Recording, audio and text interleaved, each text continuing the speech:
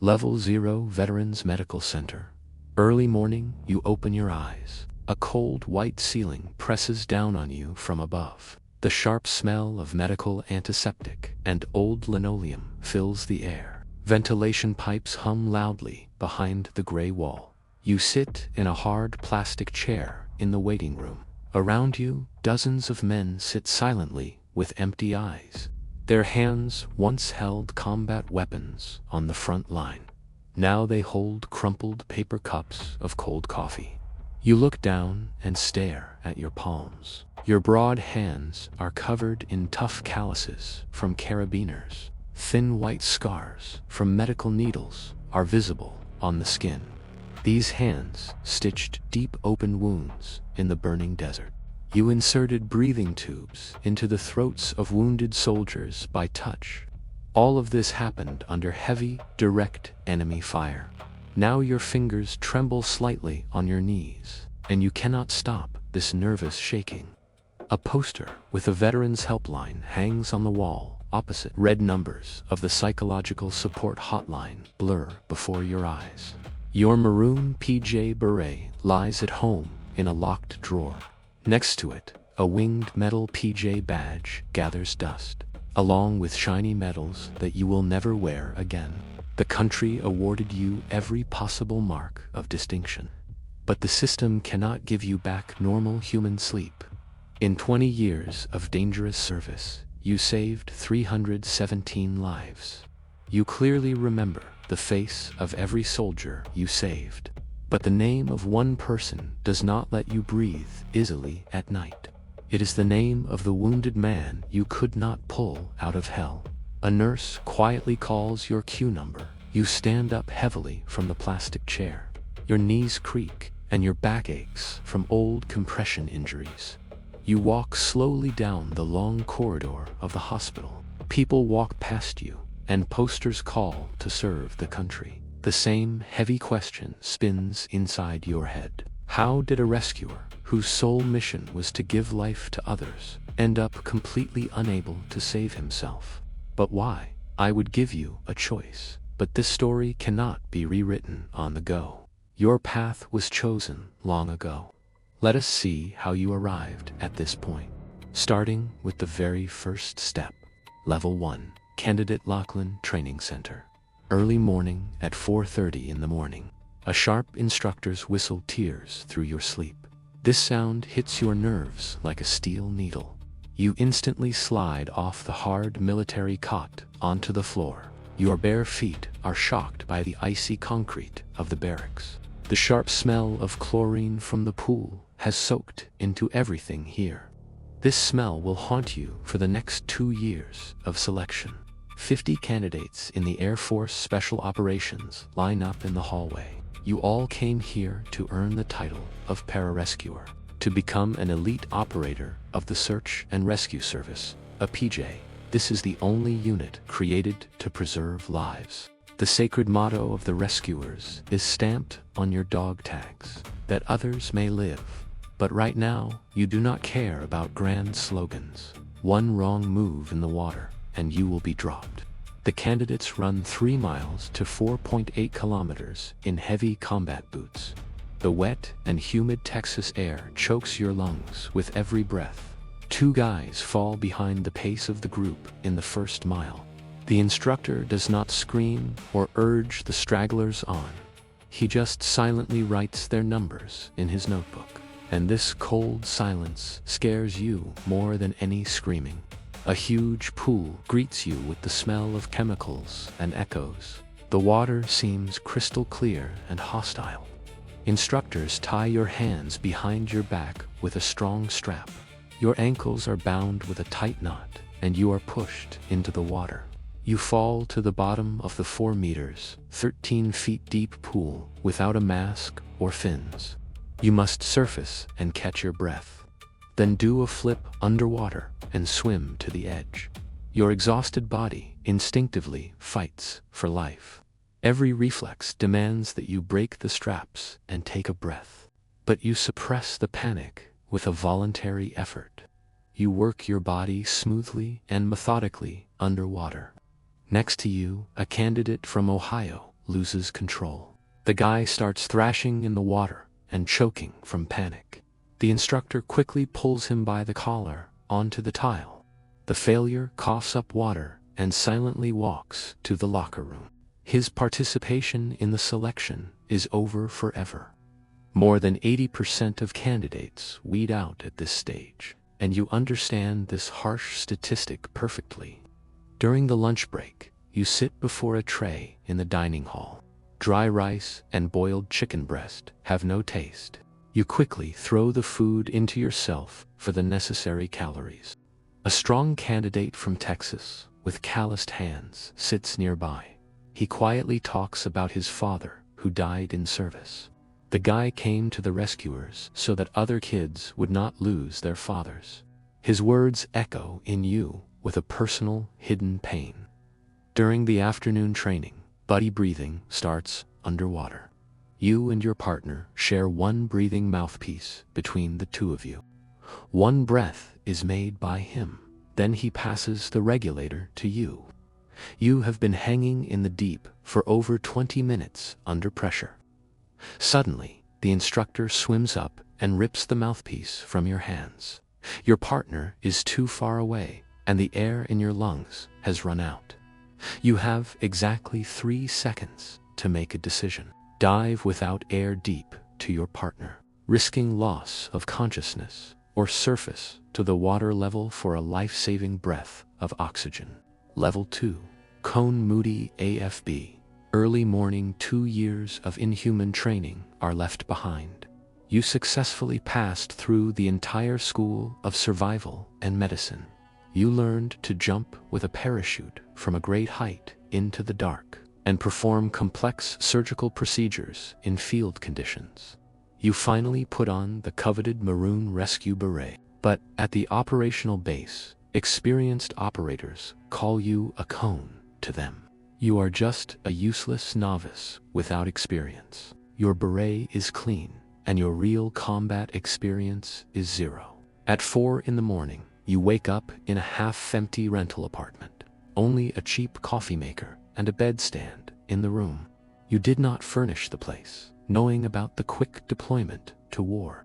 A hot shower washes away the remains of sleep and fatigue. You quickly pull on your green flight suit. 12 minutes later, your car drives onto the guarded base. Dark silhouettes of transport helicopters stand around. In the briefing room, it smells of cheap, strong coffee. A senior operator with a gray beard explains today's task. A training jump into a swamp to search for a pilot lies ahead.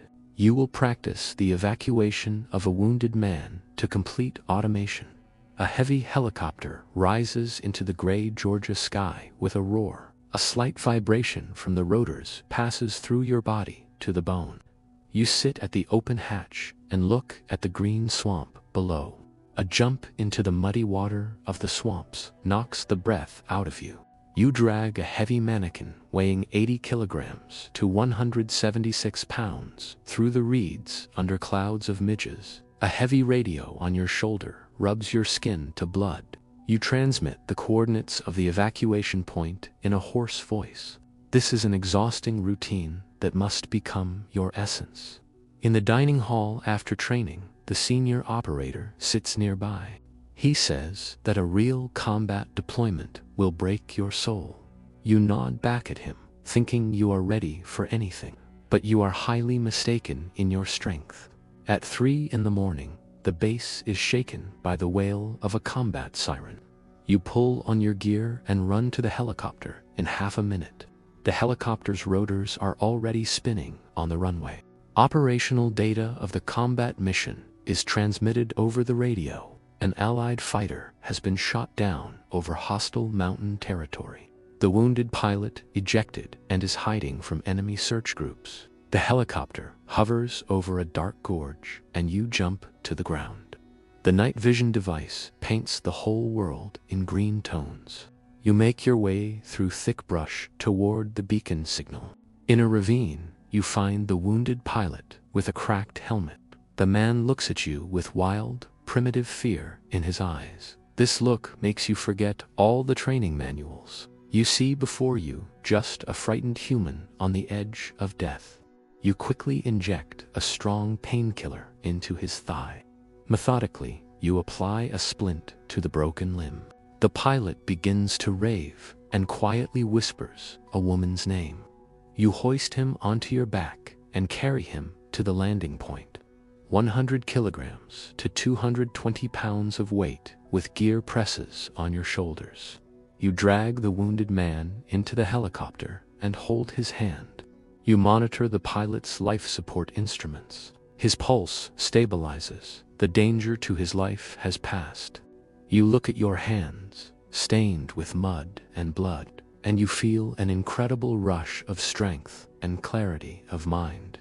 You realize that you have found your true calling in life.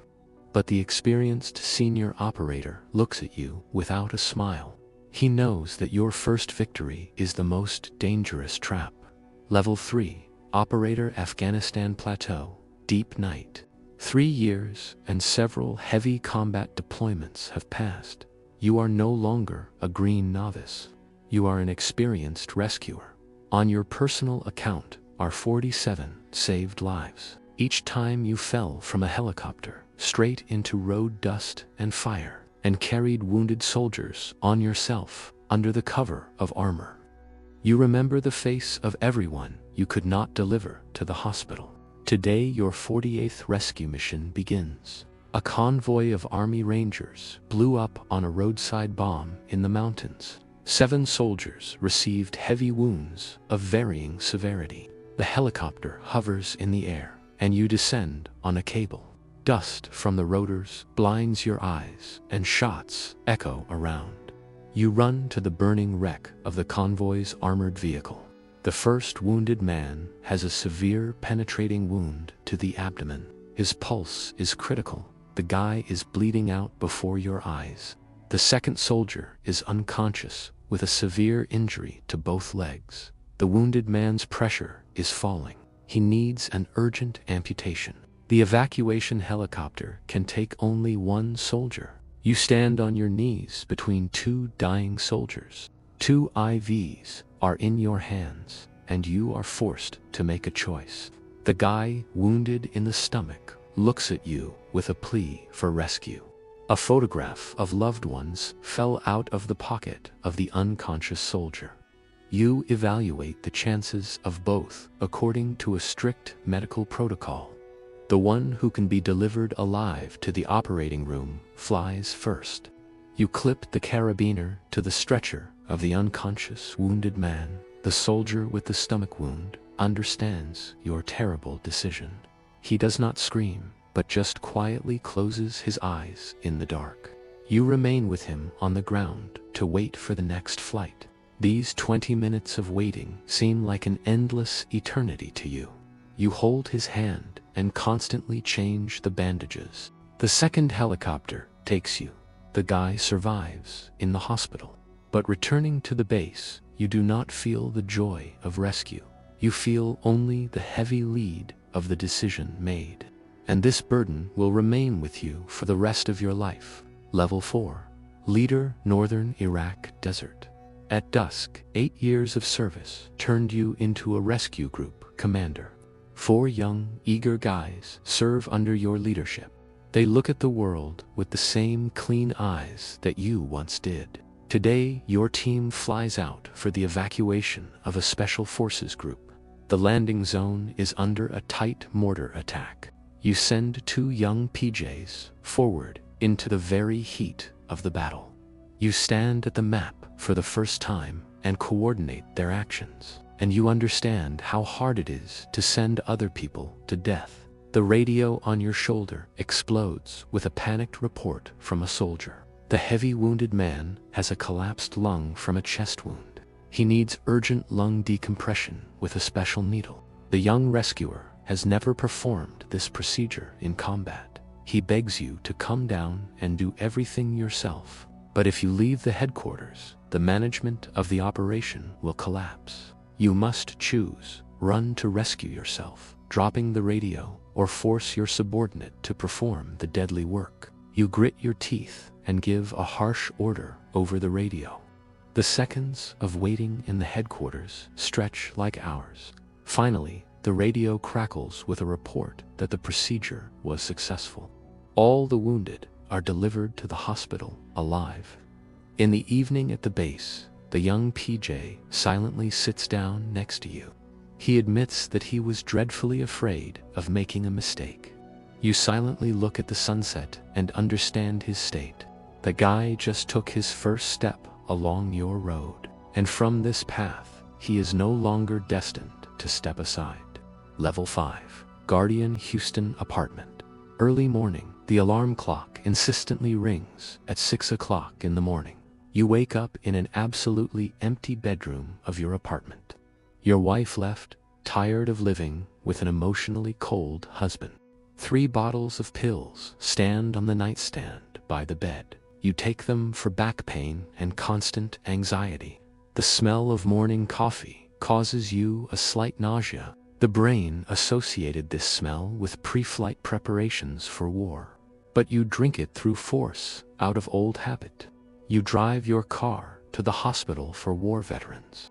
Around you drive ordinary people who laugh and listen to music. They do not know that you woke up at night from your own scream. You dreamed again of choosing between the wounded in the dust. In the waiting room of the hospital, you take a ticket and sit in line. A crippled young soldier with a leg prosthesis sits nearby. You peer into his face, trying to remember. Perhaps it was he whom you once pulled from the wreckage of a car. But faces and names have long erased from your memory. Only the number 317 remains on paper. The doctor in the beige office asks about your well-being. You habitually lie that you feel good, because the truth about your pain is impossible to tell a doctor. You step onto the parking lot under the scorching Houston sun and look at the peaceful life of the people you protected. You sit in your car and look at an old photo. There, your combat team smiles into the camera lens. One of them is no longer alive to broke their destinies, and you sit alone and cannot start the car engine. You understand that saving other people's lives in war is your personal life sentence in peacetime. Jimmy's archive. The screen darkens. A dim lamp casts a weak yellow light on the concrete walls. A medical atlas lies open on the steel desk. Nearby stands a glass of cold water covered in droplets. Detective Jimmy sits in his beige trench coat opposite. The snail, in a small felt coat, sits on the folder with the case. Jimmy slowly takes the glass and takes a small sip. Pararescue operators are unique people in the military system. Their job consists exclusively of preserving life. But when you constantly work in the epicenter of death, your own mind inevitably suffers a deep crack. Let us break down the materials of this case in order. The Helmand situation, triage guilt. The snail slowly crawls on the desk between 2 folders. It stops exactly in the middle and freezes. Remember that terrible choice on your knees in the dust of Helmand, when you decided which of the wounded to evacuate first. Medical triage is created to save the maximum number of people. But the human psyche does not obey dry mathematics. Any decision in combat, a harsh conflict arises between duty and empathy for the wounded. This internal split does not pass without a trace for the mind. It returns years later in the form of nightmares and self-blame. Psychological first aid. If you carry a burden of guilt for a heavy choice in your life, professionals recommend writing down only the facts of that second.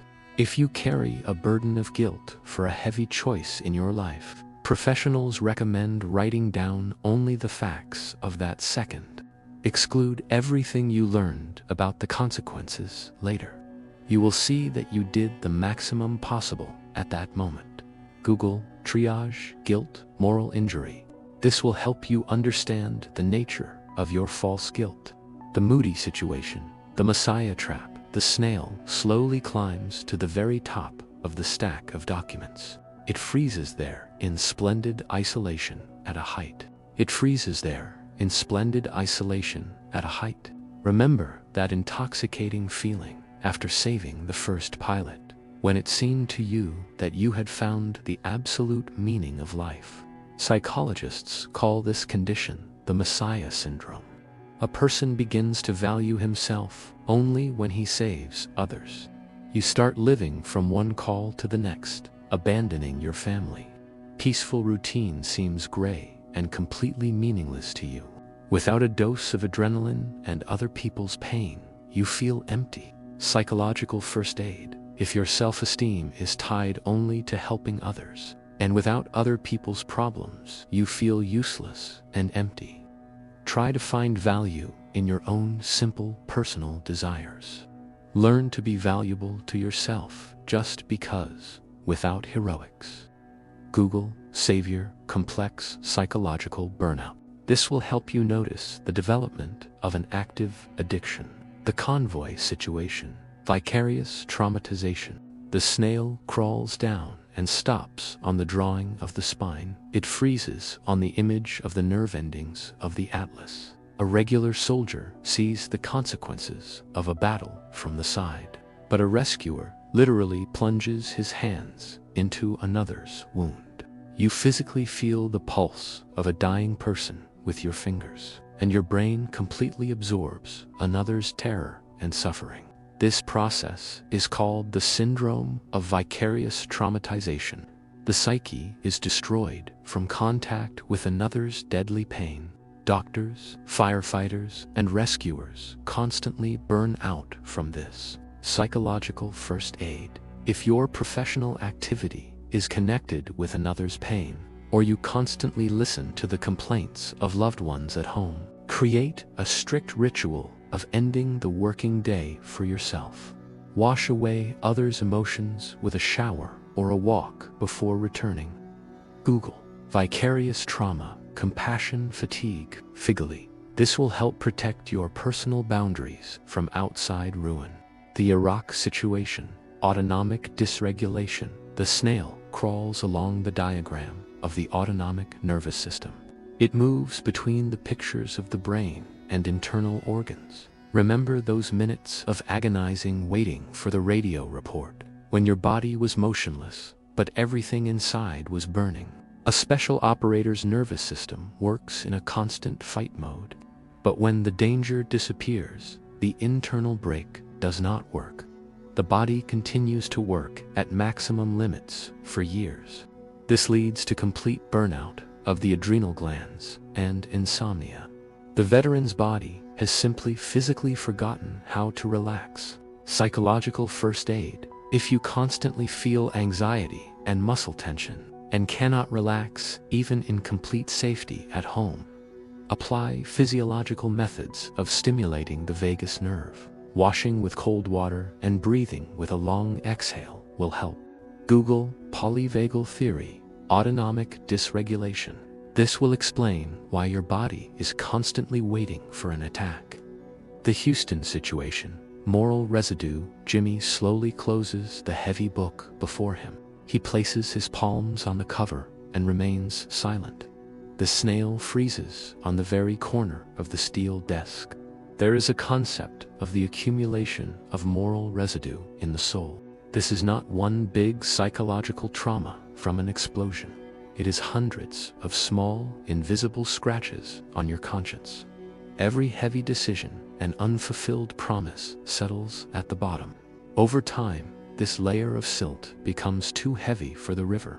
A veteran in a hospital cannot sleep, not from a specific battle, but from the total weight of accumulated pain over long years. Psychological first aid. Moral residue accumulates in all who carry responsibility. Regularly conduct an honest audit of your internal feelings. Ask yourself what outside guilt you are carrying on yourself. Release what you could not change physically in your past. Google moral residue accumulation lists. This will help clean the soul from an unbearable load in time. Jimmy takes a last sip of water from the glass. He puts the empty glass back on the papers. I'm just a detective, not a doctor and not a therapist. If anything from this archive hit close to home, talk to a professional.